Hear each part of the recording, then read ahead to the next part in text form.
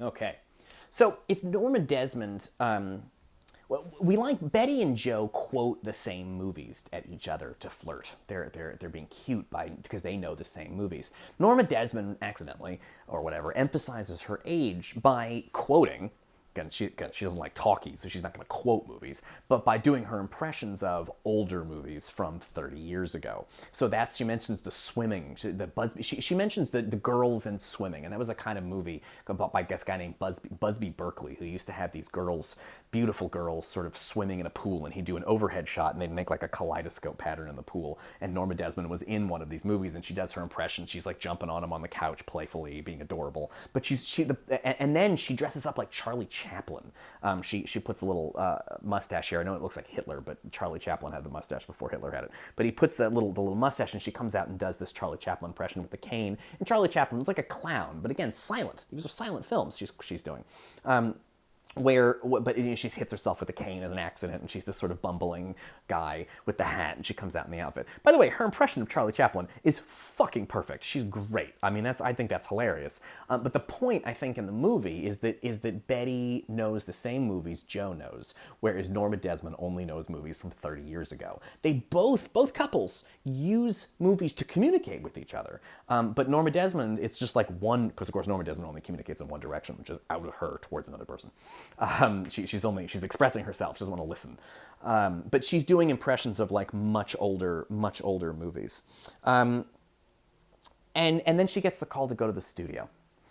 The scene where she goes to the studio is amazing. And again, DeMille, the director there, is playing himself. He is a real director. He is a big deal in Hollywood, and he's playing himself in this movie. It's a great detail, too, that when there's guards at the gate, and the young guard doesn't know who she is, and the old guard is super excited to see her. By the way, please remember the gate with the word Paramount in front and her car parked there, because that's going to come up in another movie. So just hold that in your mind. The Paramount Studios gate with the old 1930s car, or 20s car in there, 1927, I think. Okay. So there's a great detail in the scene that I love. It's great. Norma Desmond shows up at Paramount Studios. And a bad movie would be like, DeMille, he's the most important person in the studio. And he would just say it out loud. The movie does a much subtler way of letting you know how important DeMille is, which is that the guard calls the studio, and then the guy at the studio talks to another guy, and then that guy talks to another guy, and then that guy goes and taps DeMille on the shoulder and says, Norma Desmond has arrived to see you. It's a great detail, and again, you'll also see this in Mulholland Drive. It's power.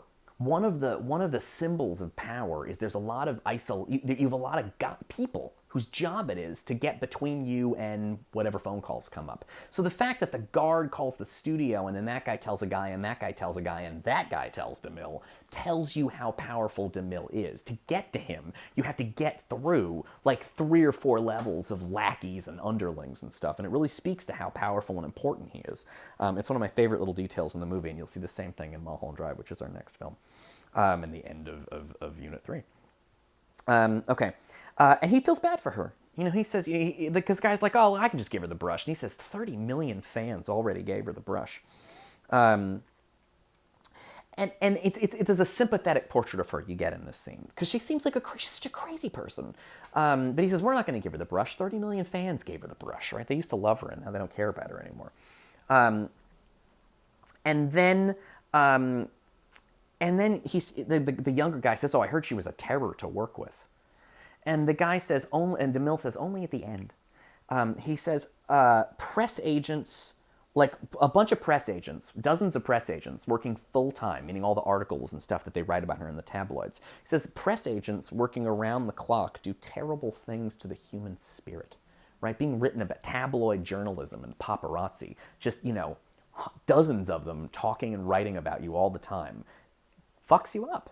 And it's a wonderful detail that DeMille feels bad for her, and he puts her in a context. She's not just some crazy lady. Hollywood did this to her, made her famous, and then threw her aside. And when she was famous, she was written about in the newspapers all the time, and it wasn't fun. She was being harassed by, journalists all day long and paparazzi. They want a shot, they want this, they want that. They're reporting on scandals to get money for their newspapers. So it's not just about, hey, here's a crazy lady in a mansion. It's about Hollywood is a system that doesn't treat human beings, women especially, it does not treat them well. Okay, cool. And then there's this fantastic detail that when Norma Desmond gets to the studio, she gets bumped by a piece of equipment in the head, just lightly. It's kind of, I think she's got a feather. She really dresses up, and because Norma Desmond's awesome. And it hits the feather and kind of bumps her a little bit. She's like annoyed by this thing. What is it? It's a microphone. Of course it is. Of course it is. That's the thing that ruined her career was microphones, because you need the microphones if you want to record people talking. And she hates movies where people talk. She likes the silent movies. So of course the thing that bothers her is the microphone. And Norma Desmond, this whole movie, has been looking for her time in the spotlight, right? She wants the attention of the fans. In this scene where she visits DeMille, the spotlight guy literally points a spotlight on her. In case you missed that metaphor, she's the center of attention. We say, she wants her moment in the spotlight, means she wants attention. In this movie, it's a literal, actual spotlight. That's a great detail. And I love that one of the people, Norma Desmond, I thought she was dead, right? Like, that's how much she's been forgotten, is that younger people literally just, assumed she was dead. And she's so excited and so happy, and it's such a nice moment, because she's such a crazy person and a terror, but she's very happy to be back. But then DeMille, they have to get back to work, and DeMille says, put that light back where it belongs.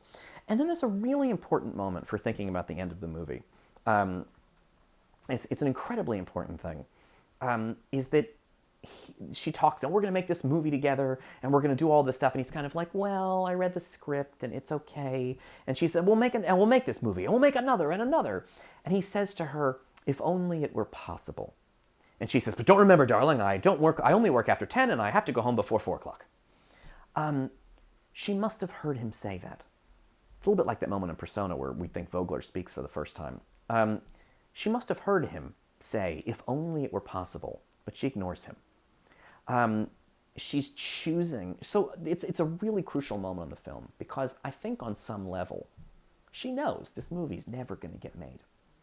But she chooses to ignore the bad things people say. She's choosing to ignore bad news. And she just goes back into kind of like a fantasy land where she's like, we'll make another movie and another. And by the way, I only work this time of day. She must have heard him say that, and she chooses to pretend it doesn't exist. That's going to plant a seed that's going to create the end of this film. But it's very similar to that moment where Vogler speaks to Alma in Persona, and Alma just ignores it because she likes the world where all Vogler does is listen. And so she ignores Vogler speaking. Similar kind of thing here. Norma Desmond wants to live in a world where she's a famous person making a movie, and when she hears otherwise, she just flat out ignores it. Okay, cool. And then you find out the tragic detail that the studio didn't, the calls from the studio were actually, they just wanted the old car, which is incredibly sad. Okay, cool. And then we returned, and this really begins Act 3. This is really the problem of the movie, is now that she thinks she's getting ready for this movie, and meanwhile Joe Gillis wants to. Remember, he wanted to be an artist. He wanted to be a screenwriter. He wanted to make a real movie, and Betty has been sucking him into the. Betty has been tempting him with what he wanted in the first place, which is to make movies that are really going to get made, not to pretend to make movies to get a paycheck from a woman who's basically paying for him to have sex with her. He's like a gigolo. And by the way, there's a great detail when he's when Norma Desmond's getting ready with her mask on her face. He's reading a book. Check out the title of the book. It's called Young Lions. Of course it is, because again, he's young. Him and Betty are young, and Norma is older. All right, we'll pick it up on the next one.